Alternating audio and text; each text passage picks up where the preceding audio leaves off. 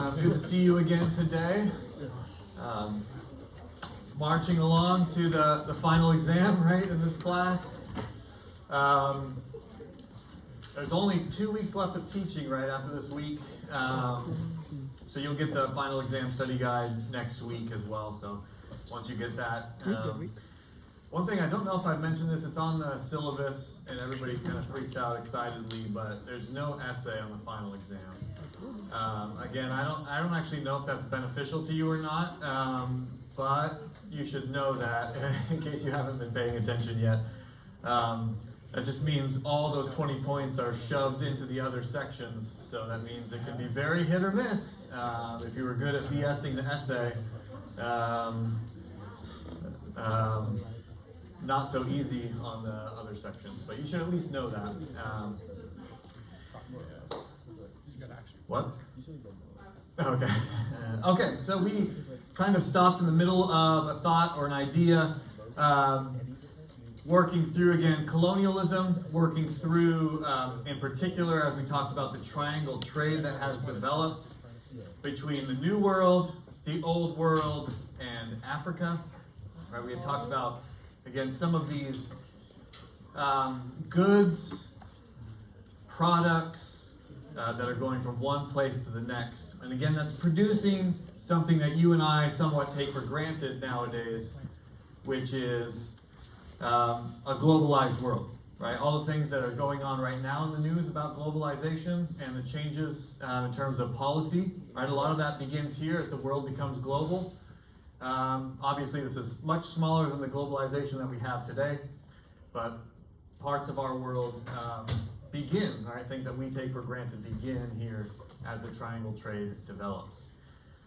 Of course, the biggest impact in terms of human life is the growth of African slavery due to the growth of the triangle trade. Again, I've kind of placed all the blame onto one product, and I hope you understand that it's more than one product, but scholars now essentially agree that sugar is what really spurred on a significant amount of the growth of the African slave trade. There was a great museum a few years ago in London that was literally about sugar and slaves and the direct connection between the expansion of this global slave trade and the expansion of sugar as a desired product that was very difficult, or at least labor intensive to cultivate, but the demand skyrocketed during the early modern period. So again, it's not just that product, but there's no doubt about the link between sugar and the expansion of the African slave trade. And so that's pretty much where we left off, is looking at this map as well, just a little bit, and seeing again the big blue arrows are slave movement, and then you can see in the smaller gray arrows the actual goods that are going from one area to the next. Any questions as we start up again? Well, some of the things that are developing underneath, and again, this is happening not just with African slavery, but it's definitely something that is helping to grow essentially the marketplace in Europe because of slavery. Is again, a lot of the things that we now take for granted as a part of business continue to grow due to the growth of African slavery. So first of all, slavery was a government-regulated industry during the early modern period.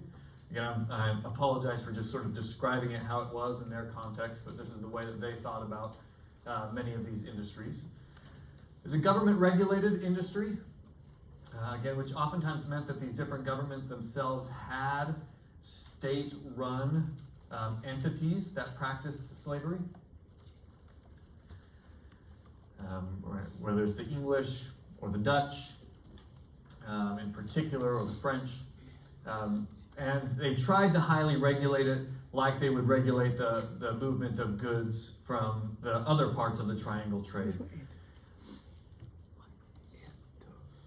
And so it very much was an industry that, like others, had government regulation, had government sponsorship at times, had rules to follow and rules that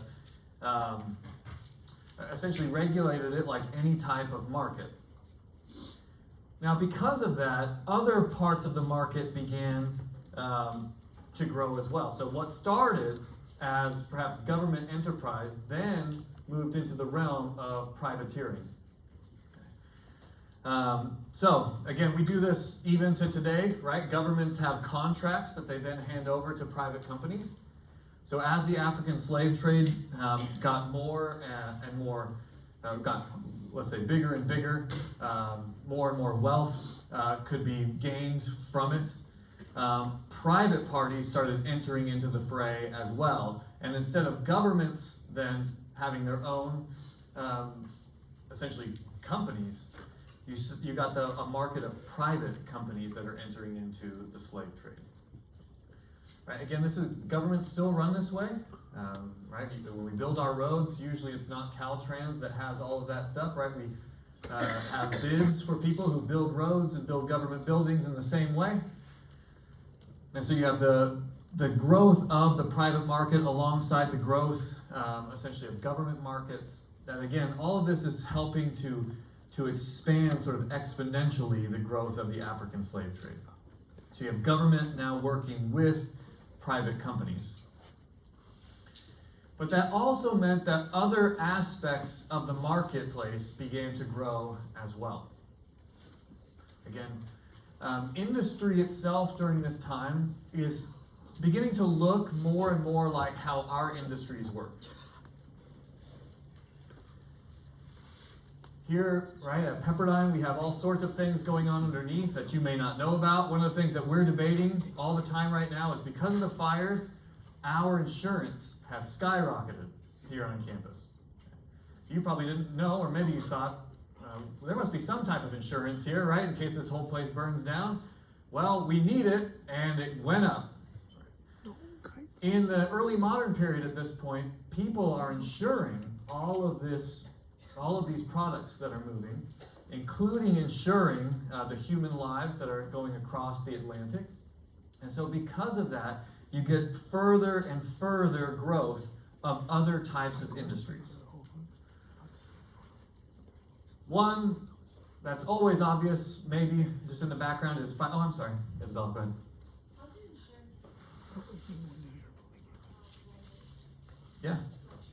Yeah, it was very similar.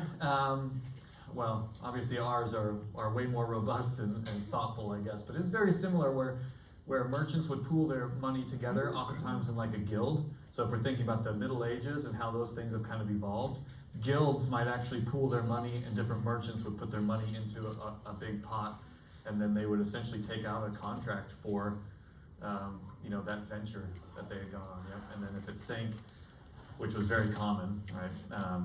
Then they would get a portion of that money back from the guild, essentially. So very similar. That's how insurance more or less works today. Except they usually use that money on the stock market to develop more and more cash or to invest. There's not quite at that stage yet where insurance is also being utilized to invest like it is today, but it's similar in principle to the way that insurance works. Yeah. Good question. But when you have private ventures, one of the things that develops alongside that is how do you get the finances to actually pay for that trip? And so what you started to see was both governments, but also private individuals actually develop modes of financing for the transatlantic trades that are going on, both of slaves, but also of all of these manufactured goods. So in other words, private banks are continuing to grow during this period as well. This also meant that lots of banks are failing miserably. So in other words, you have a lot of turmoil in the financial world at this point as people try to set up financial means only to fail maybe the very first time they tried. Everything okay over there? Yeah. Okay. And so you're getting kind of this trial and error time in terms of private financing. We're going to see the movement towards central banks, but we're not quite where centralized banks like what we have nowadays have really become strong. And so we're kind of moving in that direction, but not fully. Alongside that, you start to see what becomes essentially the stock market.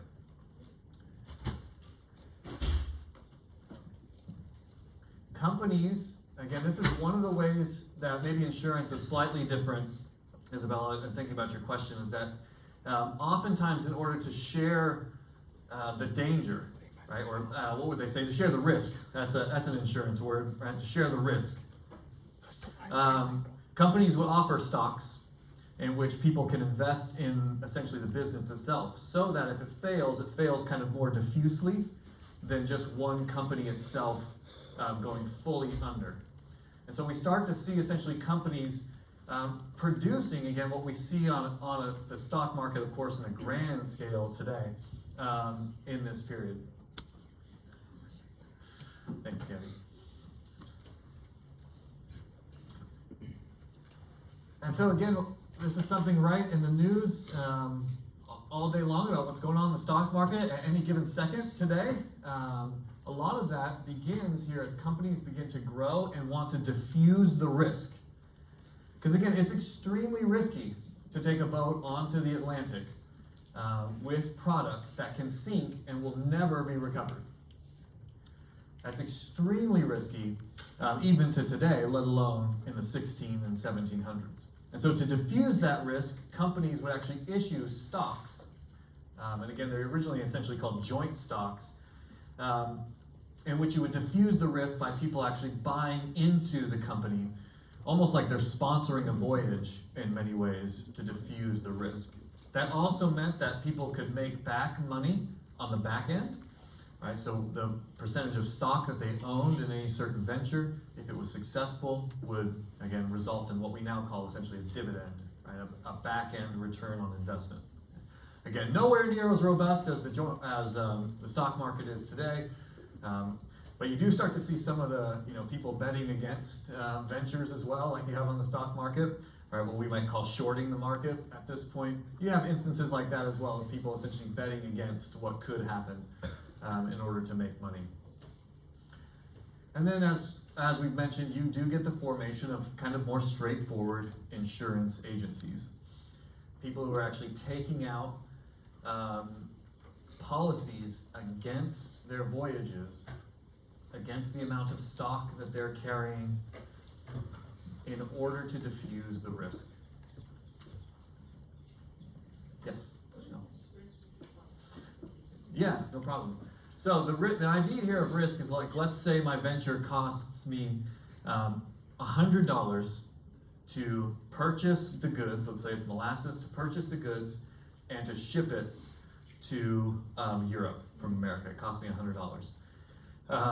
If the boat sinks, I lose all of that. And so I lose flat out $100 that I will never make back. And so you lose all of that cash. Now, of course, make that much larger numbers.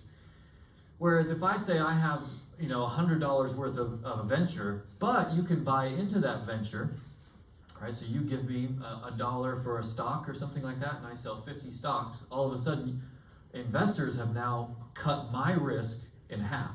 They've paid 50, I've paid 50. So if it sinks, I only lose $50 now as opposed to $100 that I lost before. So that's a very sort of minimized way. That's what I mean by risk. Yes, they would then share the whole goal is both sides. When you get there, you sell that $100 worth of product for $200, and everybody makes a return on investment. But if it sinks in the Atlantic, we're all left with nothing. And so that's what I mean by risk, is by you putting in your money and then losing all of your money. That's the risk, or all of your product, right? That's what we do for insurance even today. That's why I insure my house, so that if it goes up in flames, I'll get something back, Lord, from the insurance agency. The insurance agency makes money because they hope to not ever have to pay that out. So you're just paying them money that they hope to never have to pay out, right? Yeah. And then the more people that you pull into it, this is the way insurance works today and here, the more people that you pull into it, the more diffuse the risk is. It's spread out, exactly, yeah, exactly. So instead of just being me and my company, it's now 100 of us have now put it in, and so the risk becomes smaller over time, hopefully. Right? Again, these things are just starting to begin at this point, so you see lots of failure after failure, people that put in a lot of money only to lose it all pretty much overnight as their ship got caught in a storm and sank in the middle of the Atlantic. And there's just no way to recover any of that risk. Yeah? You mentioned that people would put in a lot of money and then they could lose all of Goldman Sachs. Sorry, I was busy. That's okay. Up everything, but it's like, Yeah. how is that related to the joint stock companies and insurance agencies? Yes, great. So joint stock was essentially how our stock market works today, which is you can buy into a venture. And so again, like if I own the company, I might issue stock that people can buy into and then hope to get a return on investment later on. That makes it, if I'm a business owner, that makes the risk less for me, but then I have to pay out on the back end.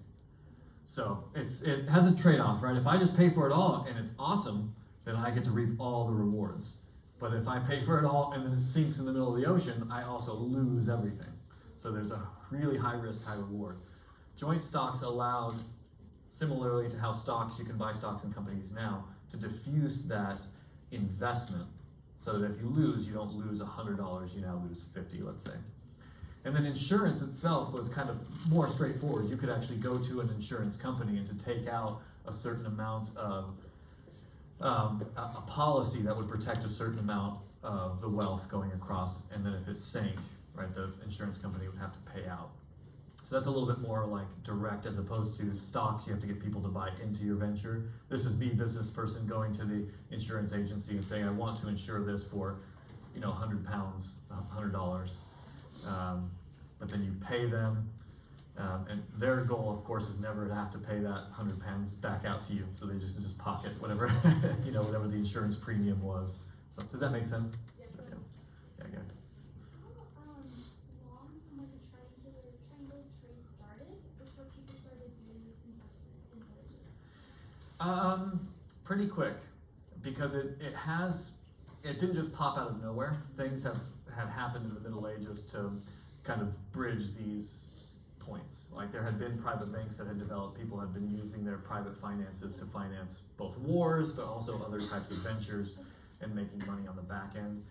Now, it's kind of feeding itself, and actually this is my last point in this little section, is that as Westerners, as Europeans actually should say, as they became more wealthy, they now started putting their wealth back out into new market ventures. So it kind of created, maybe if there's something that really expands here, it's the amount of wealth that's being put into these and creating a really robust marketplace that didn't exist as fully as it does now. But quickly, within the 1600s, you have pretty robust merchant activity throughout the triangle trade. Yeah, good question. Bless you. Other questions?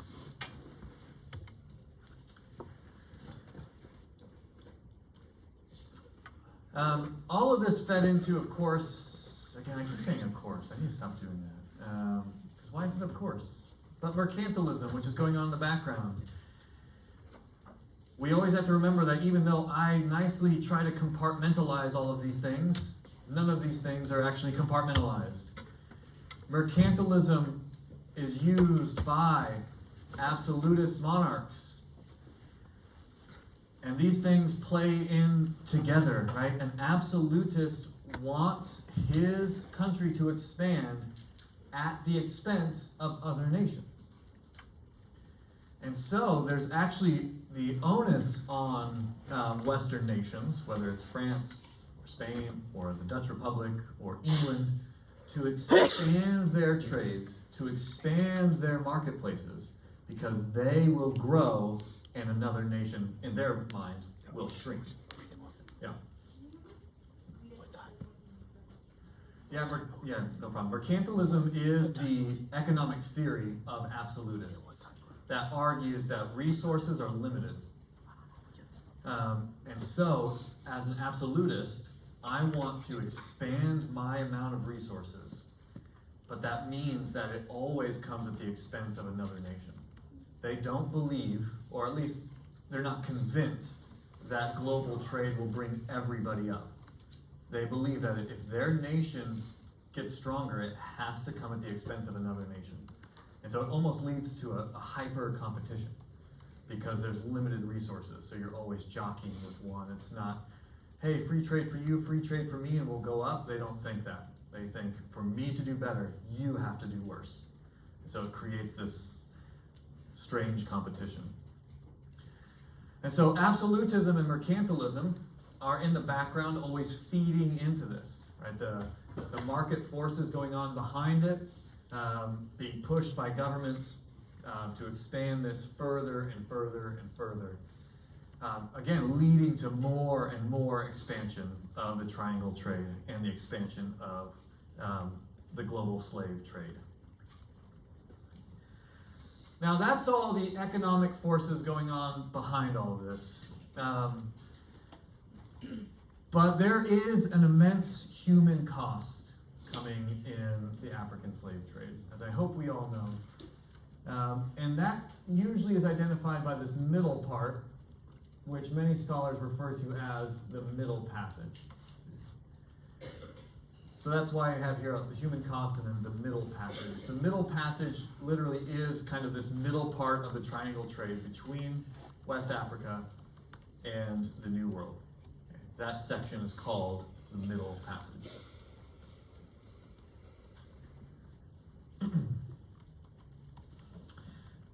Very early on, again, we're kind of picking up where we left off weeks and weeks ago. But early on, you can see the movement down here at the very bottom. You have in the 1540s slaves first coming to Brazil from the Portuguese, again, very early on in the 1540s. Okay, it starts off small, but remember the Portuguese with Henry the Navigator and Vasco da Gama, the first people to really colonize the western part of Africa. They started moving slaves fairly quickly, even as they're building up their infrastructure. And again, you can see by those arrows, and I mentioned this at the end of Monday's class, but the vast majority of slaves went to the Caribbean and down to South America. So the size of those arrows is intentional to show you the amount of slaves going to any particular spot. But this is how things would typically go for an enslaved person. First is that many slaves were captured on the inner parts of Africa.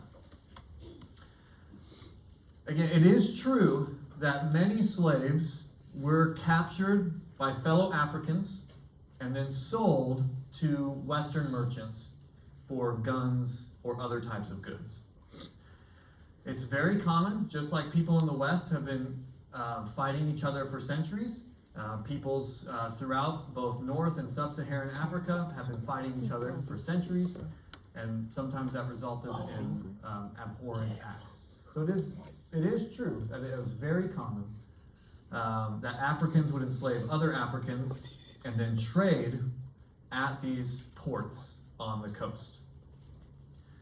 Now, for the person who was captured, just the first movement from inner Africa to the coast was about a 6-month walk. So again, trying to put yourself into the shoes of a person who's been enslaved, even the beginning is extraordinarily difficult. Oftentimes a 6-month walk from the inner parts of Africa to the slave ports on the coast.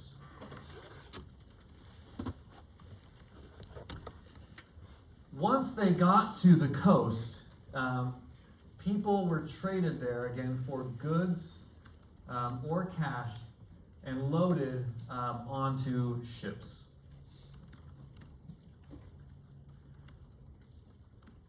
Here's a later figure of the depiction of a slave ship.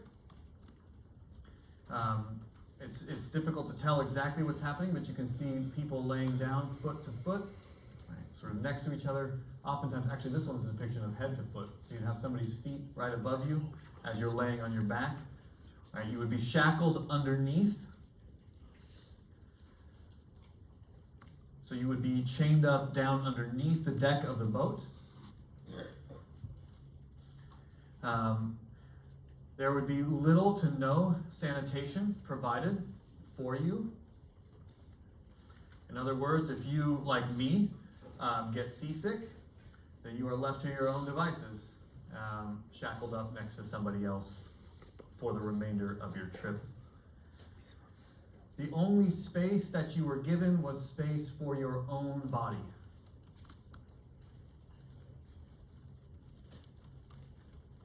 You weren't given space to, roll around, even, right? You had to lay there.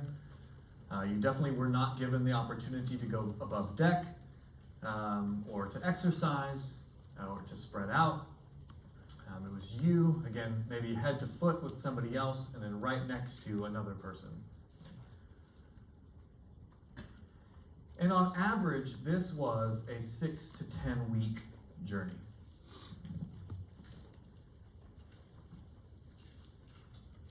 So you do 6 months walking from the interiors of Africa to the coast, before then doing a 2 to 2.5 month imprisonment below deck, no light, little air passing through, nowhere to use the restroom, and no space to move about.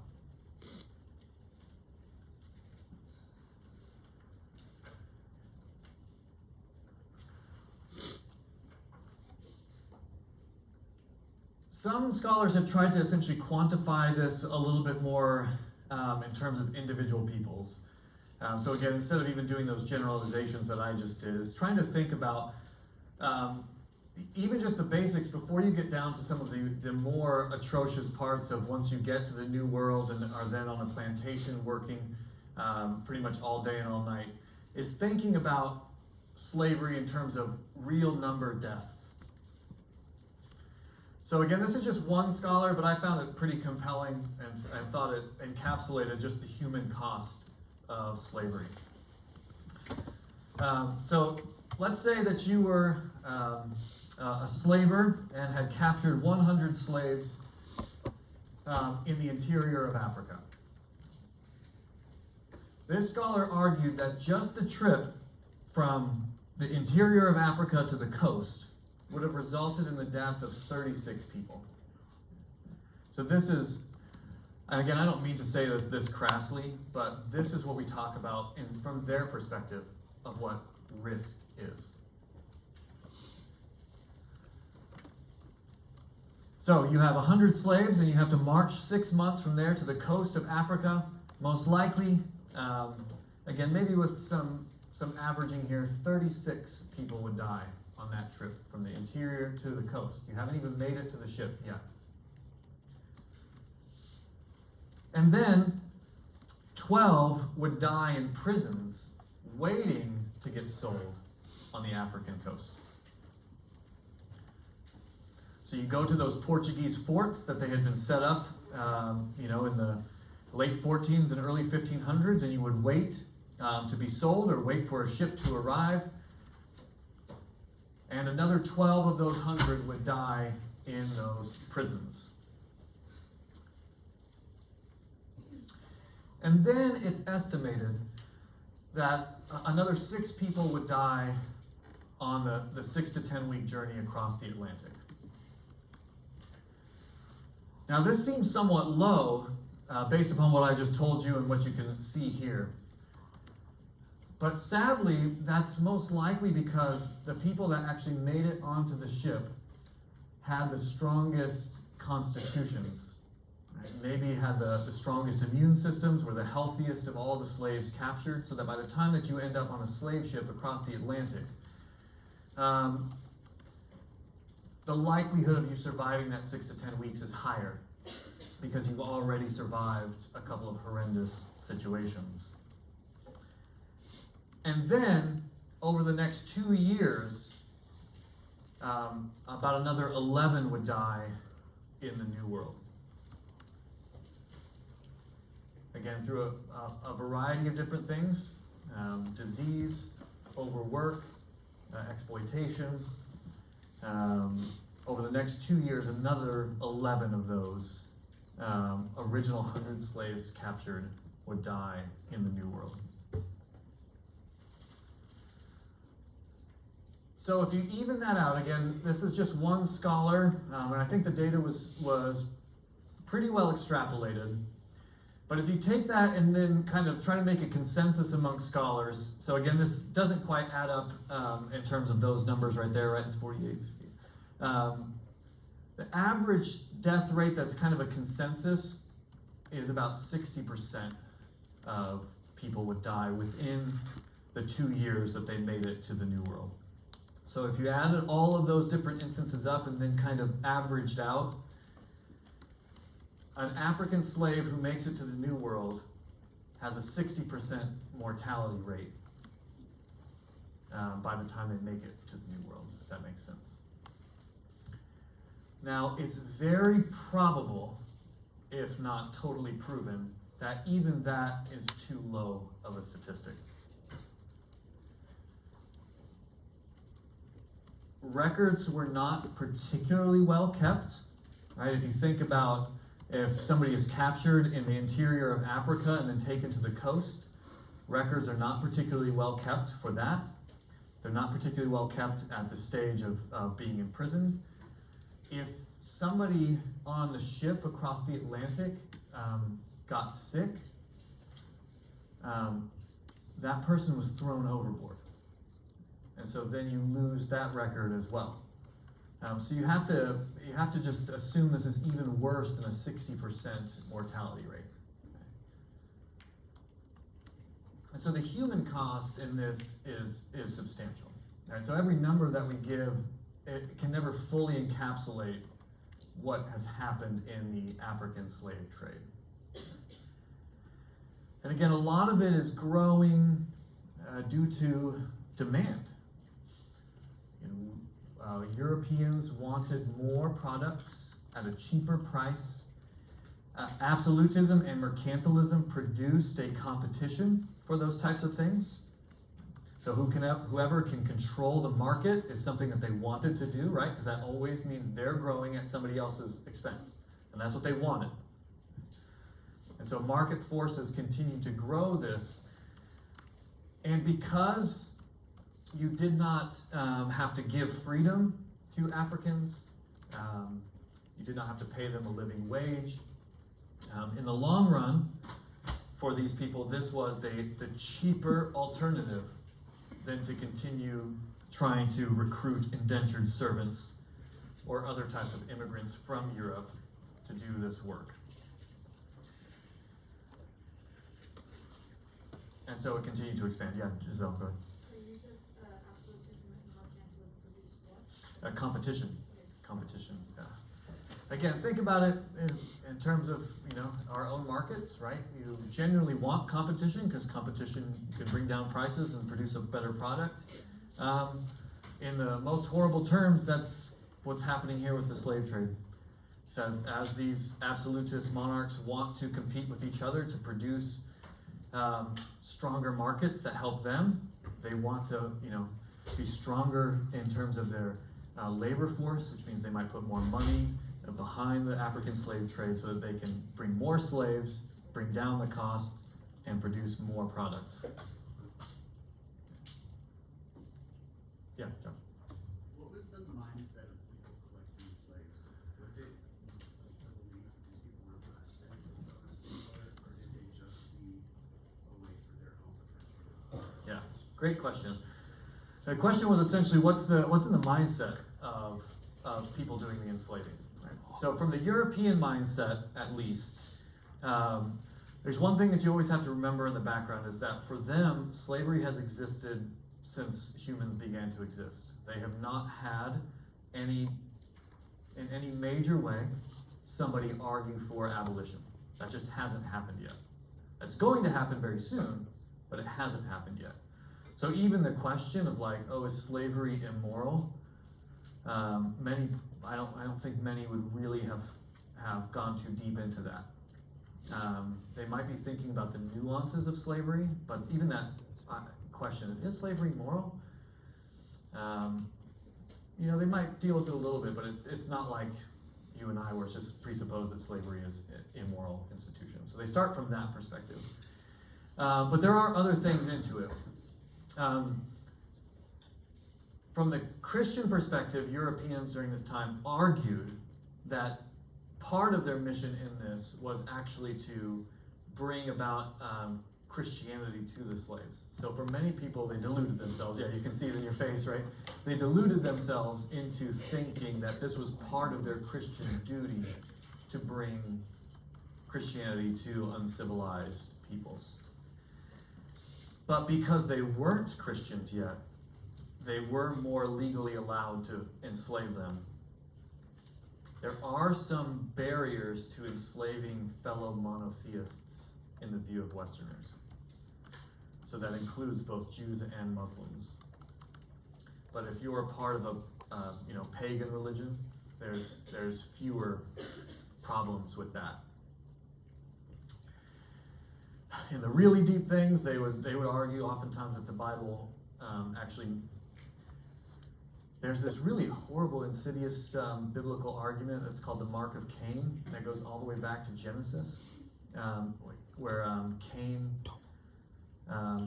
it's really Canaan, one of Noah's sons,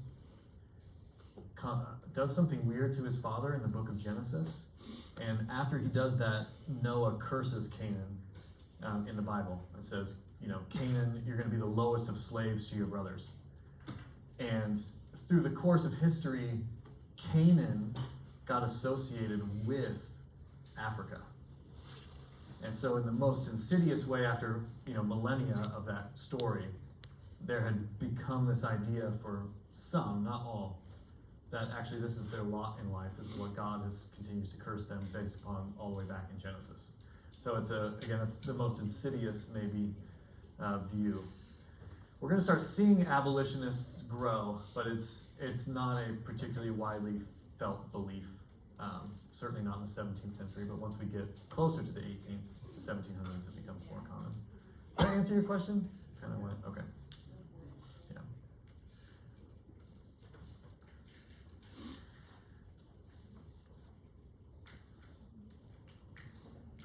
All right, where am I here? There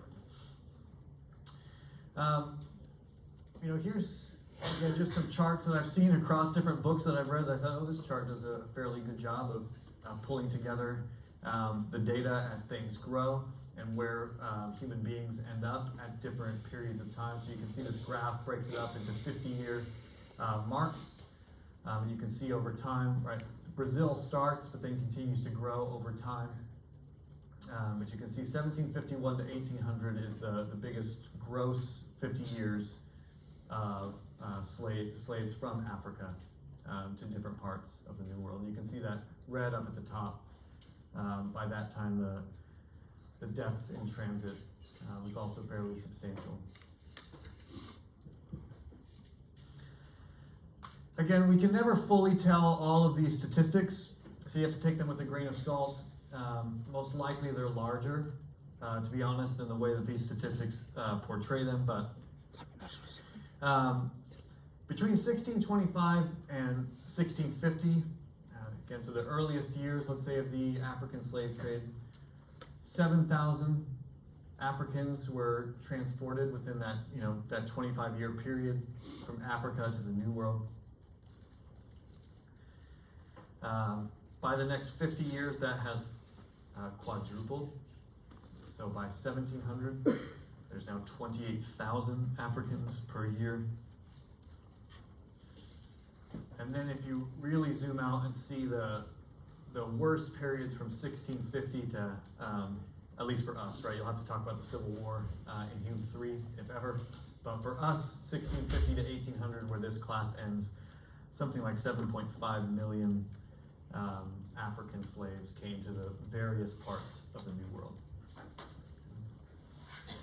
Now, again, a lot of this is extrapolated, and so you get different opinions.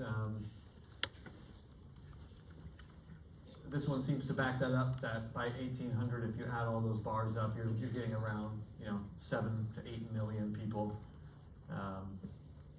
for the period that our class studies. Okay, but we know that slavery continues into the 19th century. And again, I don't know if anybody checked, I didn't check, but Brazil, I believe, is the last of these countries to outlaw slavery. I think it's 1880 something. So it lasts for almost another century past our class's closing date. And again, about 90% of all slaves ended up in either South America or the Caribbean.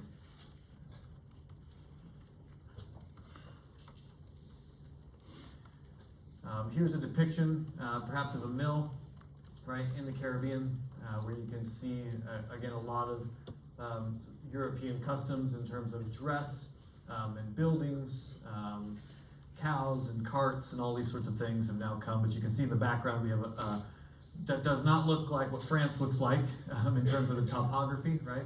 There's not a lot of palm trees that are intentionally in France, let's put it that way. Certainly not in England, there's not a lot of palm trees, right? So you can see the machinations going on as you have a new world and old world coming together in the Caribbean slave trade and in the growth of, again, these products that are coming from these factories in the Caribbean. There were some instances of resistance at this point. Again, your other classes will have to continue that story past our timeline.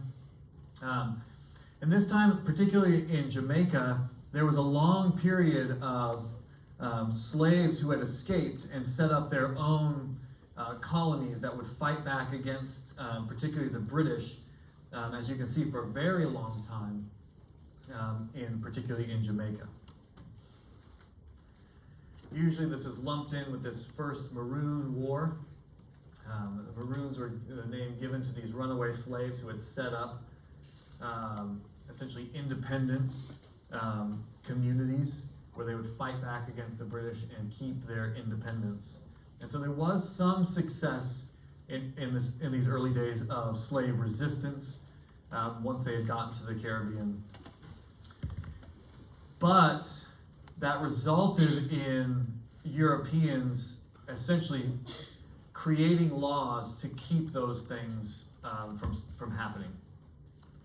So in other words, as you had these communities that were able to fight back against Western rule, you had Western nations begin to create laws to stop these things from happening. And one of the most famous is what's called the Black Code, coming from the French. And essentially what this did is to try to assure that African slaves were not given the rights to essentially congregate. In other words, to summarize some of these laws, one of the big things that Europeans were nervous about is that if you got too many slaves together, they would start to conspire, naturally, right? They would start to conspire against their enslaved masters. And so oftentimes these black codes that came out tried to keep Africans from congregating, right? If there's more than 3 together, that was against the law, literally, and could be essentially scattered so that Africans could not conspire together in order to rebel against the European rulers around them. So you started to see the formation of these codes that differentiated African slaves and Europeans in the New World to try to keep Africans from overthrowing, rebelling, setting up their own independence and free areas in the New World. Again, a lot of that story will have to be picked up in Hume 3. Any questions? All right, then let's take our break, and we will come back at 12:52. Camera action. Maybe some sort of whiplash here from thinking about slavery and then kind of zooming back out to kind of the greater enlightenment world again. So sorry for again the kind of 180. At least it's hard for me to teach of thinking about something as deep and important as slavery, and then to just kind of turn around and start talking about other things.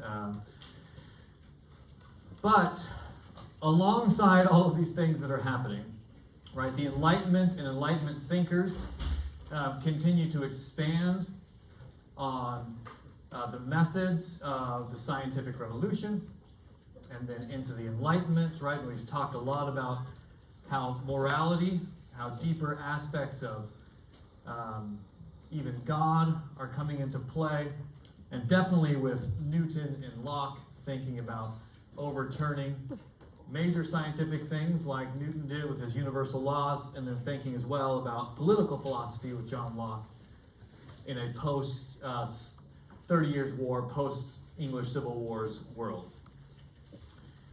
Well, one of the things that's also coming during this time is a critique, a deeper critique, maybe we could say, in terms of religious views in the Enlightenment. And a lot of what's coming actually this is in the city of Edinburgh, up in Scotland. One of the biggest places that's going to impact the 18th century and then continue into the 19th century, and sometimes this is even referred to as the Scottish Enlightenment, are thinkers that are coming out of Scotland, and modern-day Scotland. So again, a lot of times scholars will even refer to some of these intellectuals as a part of a subcategory of the Scottish Enlightenment. But that then continues into the 1800s as well. But one of the biggest thinkers coming is a man called David Hume, again, a Scottish intellectual. And similarly to the methods of the scientific revolution and the Enlightenment, is that he was an empiricist. An empiricist. In other words, he wanted to use the data that he could see, that he could actually test with his senses, and to, again, kind of formulate a philosophy of life, philosophy of politics, philosophy of religion, based upon what he could actually see, touch. That was my government-sponsored morality police. Did it work? That's another question altogether. The one that I think is most common across the board is the food pyramid. Did you grow up with the food pyramid? Yeah, I grew up with a different one than you did. Apparently mine was wrong the whole time. But the food pyramid still exists as a way to teach you the proper ways of eating, right? A healthy, balanced diet.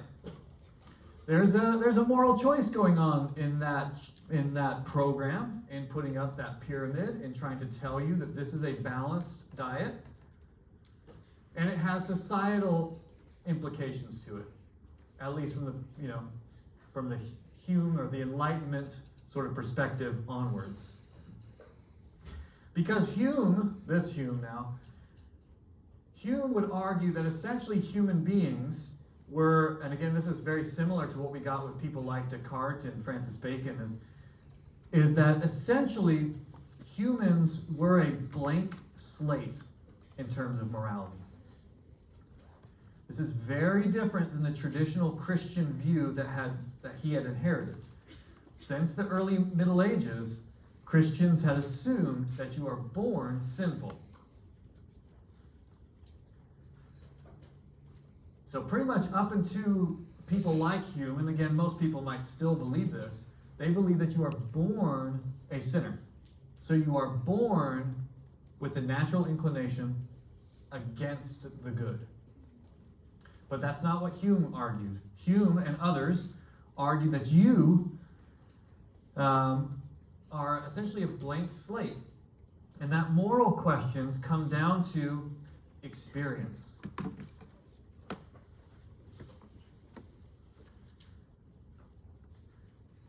In which something becomes moral or not,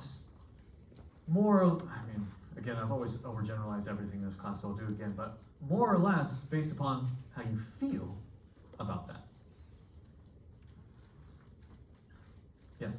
So you're saying, is the experience part, I'm just confused as to how we know about the talks about, Yeah. is argue that we are considered? Yep. So that same argues considered that something becomes moral or not through experience? Yeah. It's essentially how you as an individual experience a moral claim or action, and then how you feel about that, yeah, makes it whether it might be a moral or immoral action. So it doesn't mean essentially, again, to overgeneralize, it might mean that there's no such thing as like an absolute moral truth. Because we all might feel differently about or experience something differently from one person to the next. Yeah. Now that decenters the Christian tradition as that absolute moral truth, right? Maybe in the past, ethicists could have said, well, the scripture says this and the church says this, so we know therefore through revelation that that is wrong. And Hume might say, well, that's a category, but that might only appeal to some members of society. Not all people have experienced scripture, or not all people are Christians. And so therefore you can't center that as some sort of absolute moral truth, because Muslims or Jews or Hindus or Buddhists or atheists might view something totally different. And so their experience of that action may be completely different than yours, and therefore not be immoral. Yes? You're saying that in comparison to the traditional view? Yeah, the traditional view might have just said that's immoral because God has told us it's immoral. Yeah. Again, there's probably lots of examples come to mind on this, but again, this is essentially more or less, I think, how the Western world views some key aspects of morality. Right? That's why we debate about whether something is or is not moral and on what grounds it may be moral or immoral. And again, we could probably come up with a whole list of things that we could have a debate on in here. Right? Is it immoral for me to cheat on my wife? Let's debate. I'm not being recorded, unless one of you is recording me. Just kidding, we don't have to debate that. Some of you might say no for some strange reason. I would say definitely yes, but I have some, I have some pretty key texts to point to for why that may be true, and then some, things that would backfire horribly in my life to make it even further true. But some of you might say, well, that's still not at its key immoral. The aspect of it is, and again, I hear this from some people, is, did you follow your heart? And if so, then that makes it no longer an immoral choice. You are using your emotions to decide on a course of action. It may have ripple effects, but it doesn't mean it's an immoral course of action just because Scripture might say it, something along those lines. So again, that's kind of an absurd, but I don't know if it's that absurd example of a way that this might play itself out. Of course, for them, the question may be, is slavery immoral? Would Hume be against slavery? Maybe, but there may not be an underlying, core capital T truth that would make slavery immoral. You might just see the implications of slavery that make it immoral because it results in violence or it results in taking away of rights or something like that. But that's based upon the experience of slavery, not on the key aspect that slavery is immoral, period. And so Hume is bringing back in this sort of emotional aspect of human experience in a way that the Enlightenment had, again, kind of bypassed it, saying we need to focus on the rational, what our minds can conceive and understand. And Hume is reorienting that again. Hume is oftentimes, I don't think it's true, but I could see it, oftentimes viewed as one of the earliest, proper atheists in the European world. I don't think that's totally true, but he was definitely antagonistic towards traditional religion in a vocal way.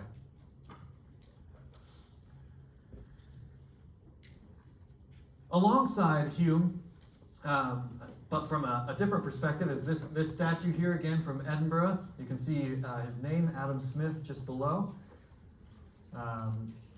Adam Smith is again a Scottish intellectual. So again, this is why a lot of scholars say there's a subcategory of the Enlightenment that's coming from Scotland in particular. And Smith is still widely regarded within the economic sphere because a lot of his Enlightenment critiques are coming at mercantilism.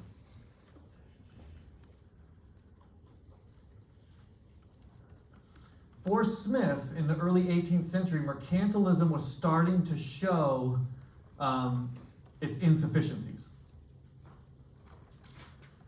Again, as I put it on here, it's coming to its breaking point. Because you're always in competition, and so some things start to happen that make this way more difficult to say, okay, well, we have to keep supporting our, essentially making our rules more protective against other nations.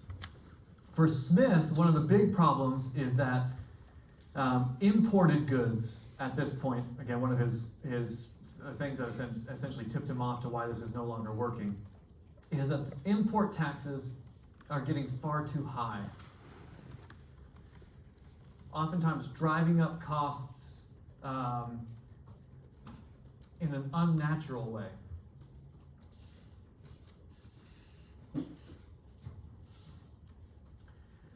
Again, this is the theme of mercantilism. If you imported something from England, let's say, if you're in France, you're importing stuff from England, you put a huge tax on it. That way, you support French makers of that product. So you don't totally shut off importation, but you protect French, producers of X by having a huge taxation put on the same product coming from a different country. Now that produces some artificial, from Smith's perspective, some artificial controls on the market. So in many ways, his biggest argument here is that governments were controlling the markets far too much.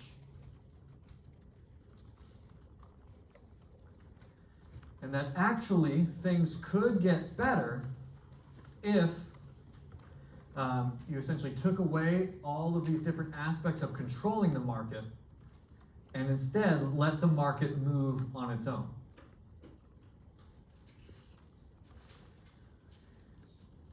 One of the phrases used, again, that becomes somewhat popular even in our day, I hear people talking about it, whether to critique it or to promote it, is a version of economics called laissez-faire. The actual phrase is this whole section, laissez-faire la nature, which just means leave nature alone. Let it be. Let nature be. And what Smith means here is in terms of the marketplace. Let it be. Let nature take its own course.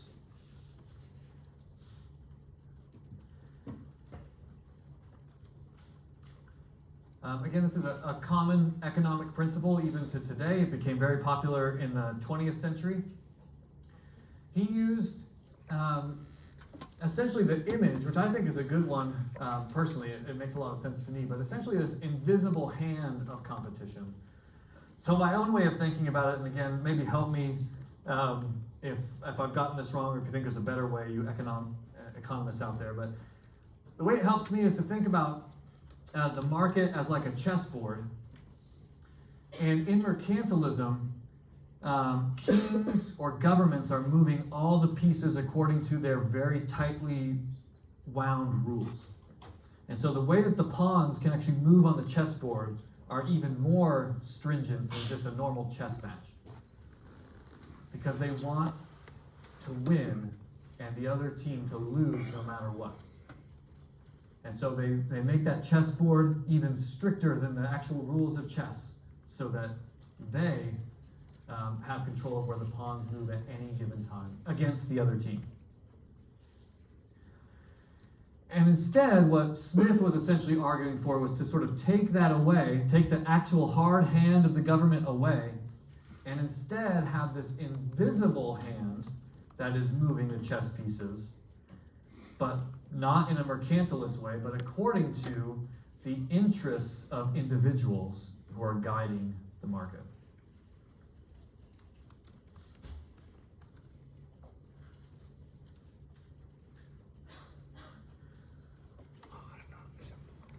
Again, how do we know that a product is very popular? How do we know that people like a certain product? Well, the invisible hand, that is you and I as individuals, start buying it all.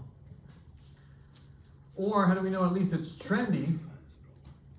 We all start buying it, right? It may not actually be a good product, but we want it, right? And so the invisible hand moves the market as it wants. And all of a sudden you end up with a trend or a product whose prices get, evened out based upon how individuals choose to spend their money.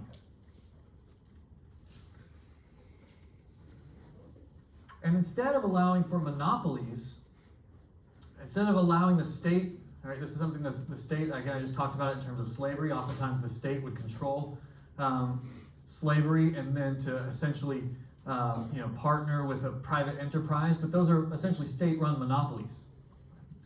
Where instead of allowing the market to decide a price on any given thing, the state says, well, we're going to be in control of that product, and how we decide for it, that's how much is going to be there, how much it's going to cost, how the cost is going to be passed down to the consumer, all of that.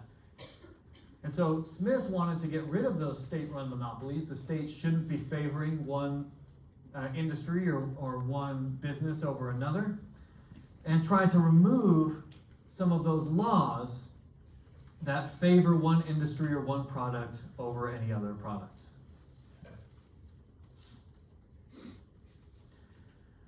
And much like the other members of this Enlightenment period, Smith seemed to have an optimistic view of human choices. That ultimately, sure, there would be some bad choices, but those bad choices would result in a failure of that enterprise or that product in the marketplace. Bad choices would be weeded out, and they would fail. Instead of saying, well, the state is going to say what's going to work and what's not going to work, you and I would decide based upon how we use our own money and how a business thrives or fails in a market. And so you and I would become the hand, the chess pieces that are moving. We might not even be totally conscious of it, but the choices we're making are moving the pawns. And that will actually produce a stronger, he actually thought this would be better than mercantilism. Mercantilism was now sort of reaching its ceiling and was starting to actually hurt nations. And to free it up would be the goal of this marketplace. I don't know, do you agree? Disagree? Oh, I'm sorry. Yep.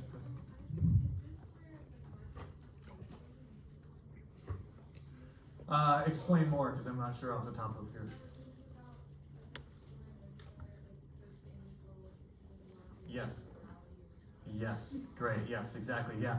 That's part of his, thank you so much. Part of his view is morally good things, because of his optimistic view of humanity, will also succeed, as you said, in the marketplace. And things that are morally bad will fail in the marketplace of ideas. So yes, yeah. Yeah, good. It's always hard to tell exactly who comes up with anything at any given time, but definitely a major supporter, yes, of that idea. And again, I'm not sure if you and I don't know, do we agree with that? Will our choices weed out the immoral things of the marketplace, and those things will fail? I don't know. Depends on what we consider to be moral or immoral, I guess, right, in the grander scheme of the marketplace. Again, I don't know, Amazon to me seems an immoral place, and yet, oh my goodness, it's the biggest company in the universe, but maybe that's just me. So again, we're kind of getting a pushback now against all these traditionally inherited things. Morality, right? Even now the Enlightenment's promotion of rationality is being pushed back on, and mercantilism is getting pushed back on. Unfortunately for the French, they don't adopt, let's say, Adam Smith soon enough because absolutism is still thriving in France and will come back to hurt them significantly in the French Revolution.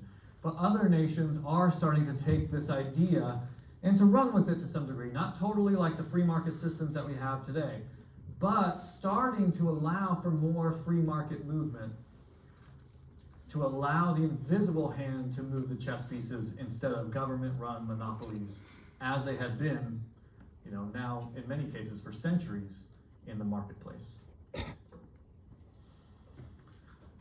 Questions about that?